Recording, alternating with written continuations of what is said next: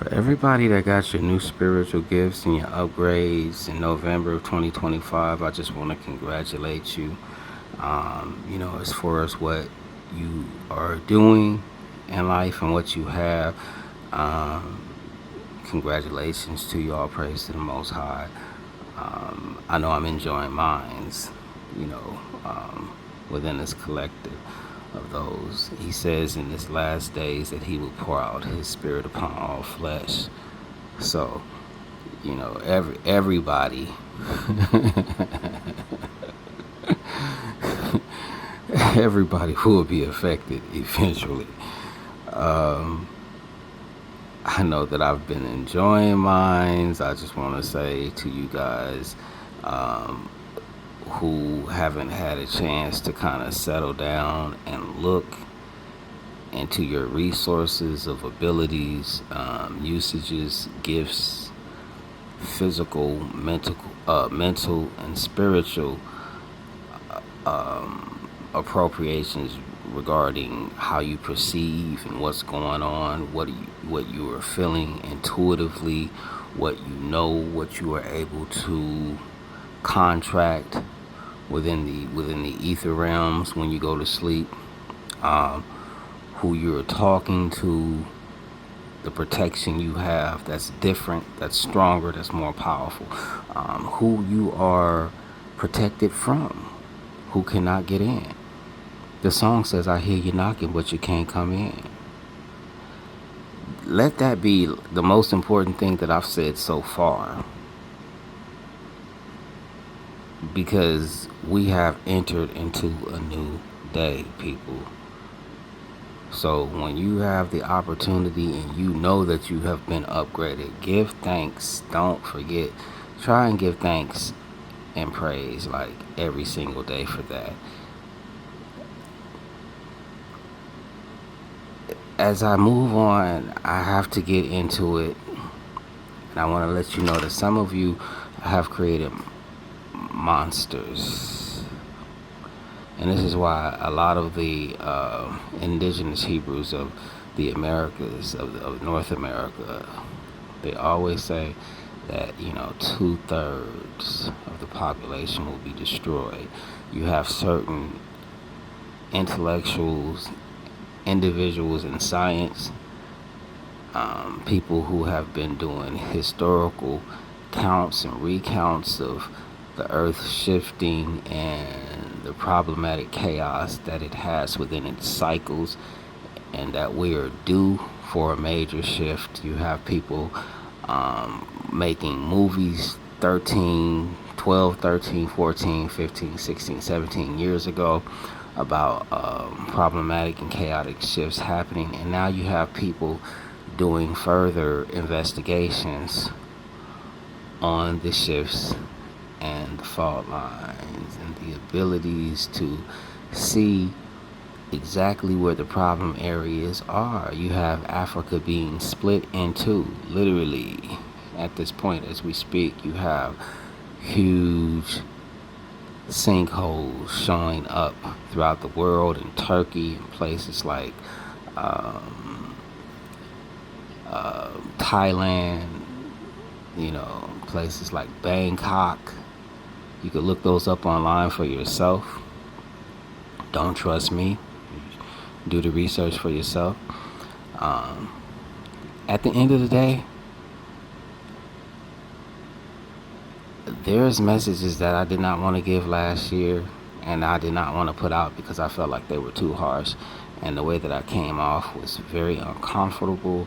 It was over passionate, and I just felt like I was out of line because I'm an extremely passionate person. I grew up in and around some very militant and also violent people. So I grew up very boots laced, strapped up all the way to the top. I was not allowed too much wiggle room to get out of line and disgrace anybody around me. I didn't know about the word accountability as a child, but I definitely had a lot of responsibility on me. And That was back in the days where kids would get beat.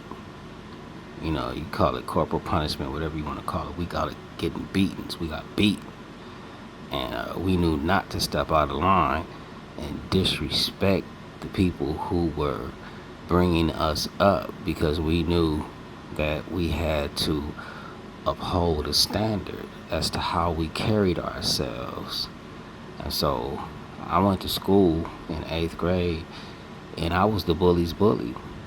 If you was beating up on a child and a child came to me and told me about it, I would go and beat your ass.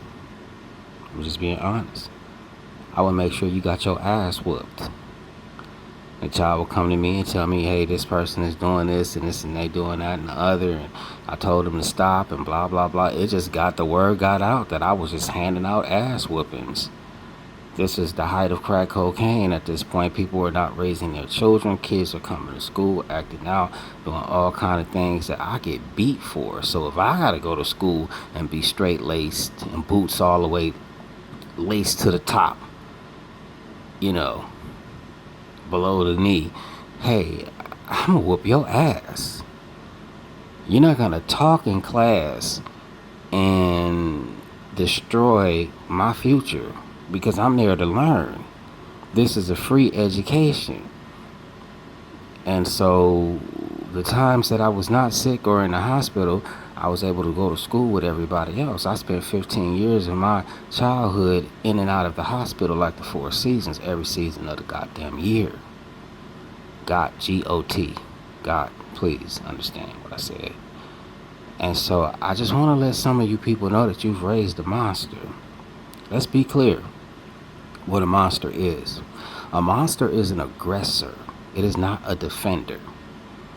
Yeah, I did a lot of defending. We staged and we waged war from 7th to 8th grade on kids that were offensively, on the offense, not the defense, offensively trying to whoop our asses. And so we fought back and we waged war and we defended ourselves. And this is how gangs get started. People wonder how gangs get started. This is how gangs get started. From kids going to school with scrub day, they want to throw everybody in the goddamn trash bin. Let me just stop it. I have a friend never went back to school after 7th grade because he was physically thrown in the trash bin. His name was James. So you got people walking around with 7th grade educations. And thank God somebody showed that man how to make an observation as to what his gifts was and capitalize on it, because he became a great mechanic. Bought a house, went into business and sold cars, bought old cars and fixed them and sold them. And that's how he made his money and took care of his family. Even when he got into a little bit of trouble late in life, he was able to have enough money and resources that his wife could sustain herself and his children until he was able to come back and finish his business and raise his family, right? Everybody don't end up so healthy. I remember going to school and there would be what you guys call immigrants now. You know, later on I would find out that they call them paisanos. And I grew up as a Blaxican in a lot of Mexican neighborhoods. And so I didn't know that there was a difference between the so-called South Side or North Side and the paisanos and the Mexican community. I had no idea that the immigrants that were, you know, last in coming was paisano, most likely related. And then you have the people who had been here historically for generations, which they call like the South Side or South Side of California, those people, or the Americanized Mexicans. And then you have the Norteños, and they don't get along. But when the paisanos will come to school, this is by the time I get into 8th grade, I'm in a different area. And the paisanos will come to school and they would get bullied. So I would make sure that anybody that was bullying the paisanos got their ass whooped. You know, this is the black kid at the time. I didn't even know I was mixed. I had no idea. I didn't know we had white people in our family. You know, I didn't know we was Native American, or not Native, but Indigenous American. My grandfather's uh, full-blooded. My great-grandfather, full-blooded Blackfoot Indian, full-blooded Indigenous, had land and everything that he was ran off of after a while because they were spoiling him. They were side drilling him and stealing his oil and ran him and his family off of his land. So we lost our inheritances. So that's another story, but we're talking about bullies, so I guess it would be great to mention their part in it too, because you have people who occupy this land who don't supposed to be here, and eventually, if you read Revelations, you'll find out why it's important for everybody to go home. If you read the hidden books that they don't put in the scriptures or in the Bible, you'll find out why it's important for everybody to go home, because of the contract and the alliances that was made with Noah and his sons, and the angelic conferences that was given orders by God himself to make sure that everybody would stay on their parts of the land. Okay? But again, you've created a monster. Who am I talking to? I'm talking to anybody who is not loving themselves enough to bring another loving being into the world. At first, I was just thinking about black people, because this is where it started from. My daughter, years ago, came home from school, beat up, black eye, beat up, bruised, short shirt torn, and she was just a kid. This was back in the early 2000s.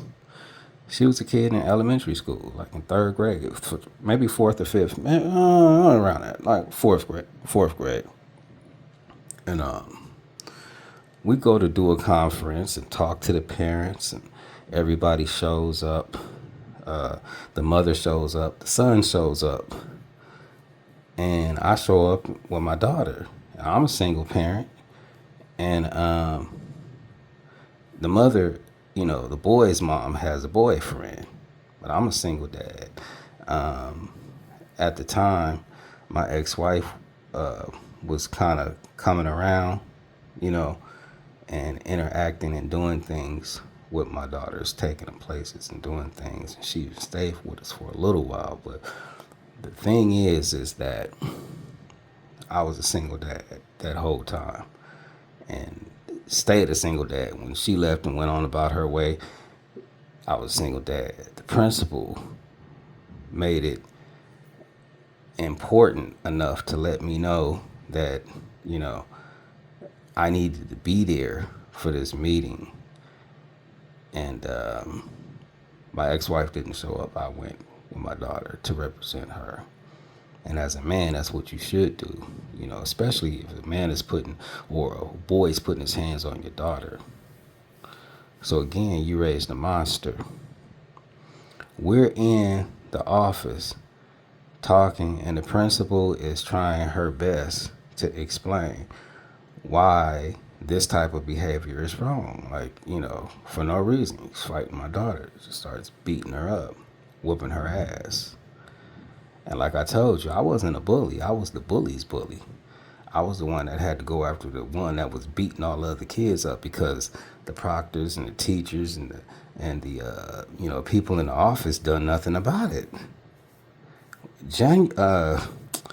January, we had to implement the gang that we had been creating since, I think it was October, and whoop all those kids' asses. So we practiced in 7th grade to whoop all of the kids' asses that was bullying us.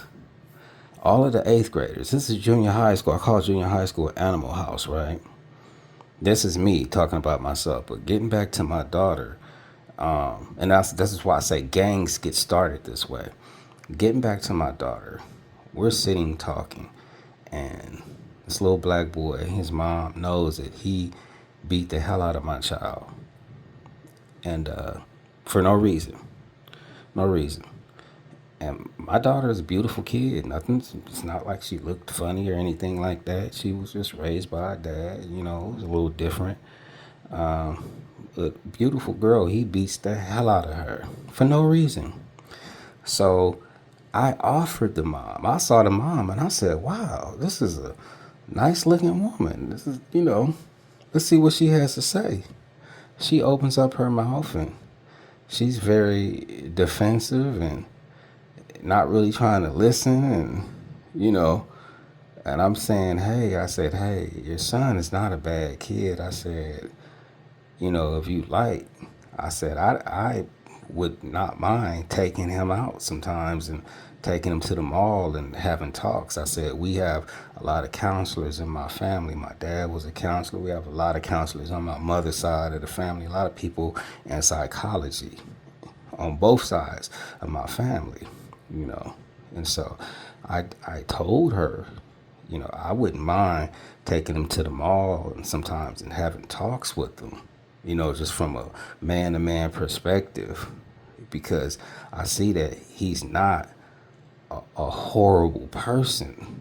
This can be stopped. I said, I think he, in some way, likes but doesn't know how to express the like that he has. So I would not mind. I said I was a boy his age. I understand. You know, I understand. I had a lot of girlfriends in eighth grade, but but all of the years before that, I was dejected and rejected and trajected out of the way. A lot of times, girls just did not like me like that, and the few that did were angels. They were angelic. But let's get back to this ass whooping that my daughter got. So he whoops the hell out of my daughter. His mom is completely defensive. Then we have another meeting.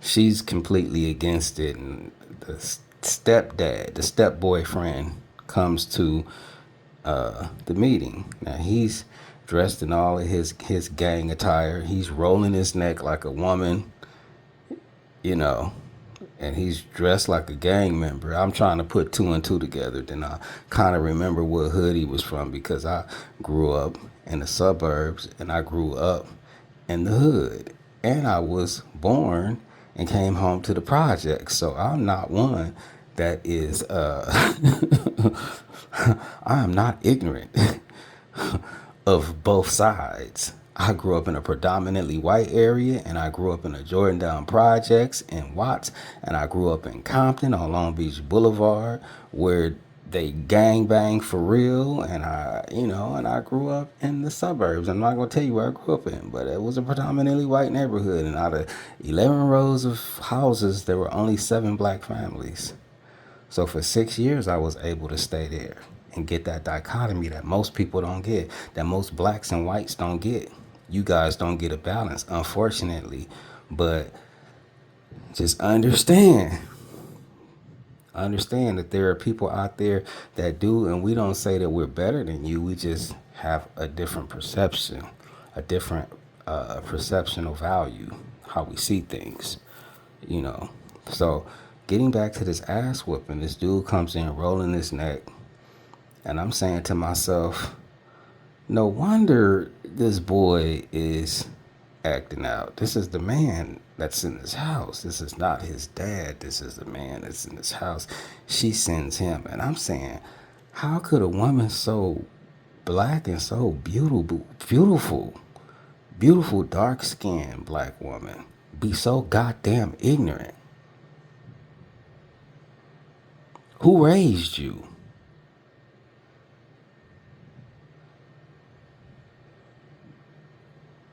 The man's rolling his neck, and he's not trying to comply with the rules of the school. The rules are devised to create safety. You raised a monster. I tried to work with these people. They would not listen to the principal. They would not listen to me. These people just didn't want to fucking listen. We tried to tell them, you know, Because for some reason I was given the observation to be able to see the good in all people. I don't care how ugly or evil you were. I could always look in a person and see the good, that little speck of good. And I would just work with that and capitalize on that with a lot of people, helping them since I was 11 years. No, yeah, 11 or 12, something like that. However, it started early. But getting back to it, this boy grows up and becomes a man. And whatever went on in his life, we moved, mind you. We eventually moved a few years later out of that area. And we moved to a faster, more expensive area that was a lot faster. But years later, we're watching the news, and my daughter is almost 30 at this point. And he comes across the screen on the TV, and he done killed the damn baby. He killed his own daughter. So let me explain something to you. You raised a monster. People offered you help. People was trying to help you. But your stiff-necked ass, just like the Bible calls you, it accosted this to you because you paid for this observation. You, just like the Bible said, walk around like a stiff-necked ostrich with your ass all sticking out. Nobody can't tell you nothing. You think you know everything. But now your grandbaby's dead because your son killed her. That's really fucked up of you. And I'm not pointing the finger to say that, I'm perfect or anybody else is, but I'm saying that we offered you help. People, stop raising these monsters. When I was growing up in the house and we got our ass whooped, it was because we was doing something wrong. We was not following the rules, or we were warned about something we was not supposed to do, and we got a beating. Clean up the kitchen, clean up the living room, clean up the bathroom, go mow the lawn, clean out the garage, go out there with your uncles, learn how to fix a car, whatever it was, This is why I used to like running to my dad's house on the weekend just to get away. But it was a lot to do growing up, and boys need a lot. Even though I was sickly and in the hospital a lot as a small child for the first, 15 and a half, 16 years of my life, I still got treated like everybody else. If I was out of line, I got my ass whooped. I remember when the occupiers, I'll call them the occupiers, the occupants of this land, came and tried to tell us we can't whoop our kids' asses. I said, like hell I won't. I had one child I knew was going to be a gangbanger. I knew was going to be aggressive and out there fighting and probably shooting up and killing people. I refuse. Not on my watch. Not out of my house. Not out of my door. Stop sending your kids to school thinking everybody else gonna fix your problem. Fix them at home. First, fix yourself. I was 17 years old, and I remember working so hard on myself so I could be beautiful. I just wanted to look good and be beautiful and see what it felt like, and I accomplished it. And I used to always get compliments wherever I went on how I looked. From females and guys, which was, you know what I'm saying? It was a different time back then. It wasn't as hateful as it is now. But at the end of the day, let me explain something. I realized at 17 years old, I love myself. I looked in the mirror and I said, I love you. You got to get yourself to a point to where you love yourself. Work at it. Look, practice every day. Do something that is going to better how you feel about yourself. If you out of weight, if you out of your normal range of weight where you should be, your body mass index is not quite right, don't worry, you ain't gonna lose it in one day, but get your mind right first. Start putting the old pictures of yourself up when you were slim, if you were ever slim. If you were not slim, just start getting your mind right.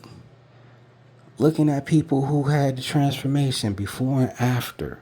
Start looking at those people. Put some people on your desktop or something. Remind yourself. Get your mind right first. And then start getting your stomach cleaned out. Learning how to take cleanses and find cleanses for yourself. If you need help with that information or that observation, hit me up in the comments. I'll let you know what I did. But what you could do is you could take cleanses. Because a lot of times it's just the poisonous food that we eating on a daily that's killing us and that's making us obese, super fat. Got your brain not thinking right. You walking around heavy and slow poking. Look, when I was a kid back in the 80s, it was unheard of that over 60% of Americans was obese. Now you look around and it's a different observation. I remember my mom was like the only obese woman in my school. And kids used to pick on me because of it. Not everybody mama is big. It's the food, I'm telling y'all. It's the poisons. It's your lack to dispel the food and get it out of your system. Stop raising these monsters. Learn how to love yourself and get your mind right. Focus on yourself. Okay? And don't think I'm confusing it with the love of yourself in the Bible. I ain't talking about that type of a love for yourself that's going to destroy humanity. I'm talking about looking at you as a stock option and understanding that you have to accrue, you have to grow and do better. As long as you're here, your observation is to do better tomorrow than what you did today. But keep pushing forward and live in the moment. And when you start exercising, don't exercise. First, practice. Practice your fun. Whatever you did when you was a kid, that was, physical, extracurricular, and that was a workout, but it was fun. Start with that and do it every day and get you a minimal amount that you do every single day without fail. Consistency. Just start. And then when you get bored, add more. That means that you've plateaued. Level yourself up to the next one. And then when you do more and you do like a month of it and you say, well, this is boring, add more. Be patient with yourself. Love on yourself. Love on you. Learn how to love yourself and transform. Once you get out of practice, you're going to get into, the whole idea of training your muscles, training your body, your muscle memory to be able to do a better job at the observational exercises that you do, which are not really exercises, because when you're training, you're just training your muscles. Then you get into workouts after that. Then you get into exercising. And exercising is when you're doing stuff that no one can do but you, because you're so great. That's a high level. Okay, so we're not going to even talk about that. We're just talking about learning how to love on you so you can teach these children how to love on themselves. And remember, a healthy body is a healthy mind. You can't get your mind right until your body is healthy. You got to figure out how your body tick. You might need water. Some people can't drink water. This water is killing them. I don't care what bottle you get it out of. It's killing some people.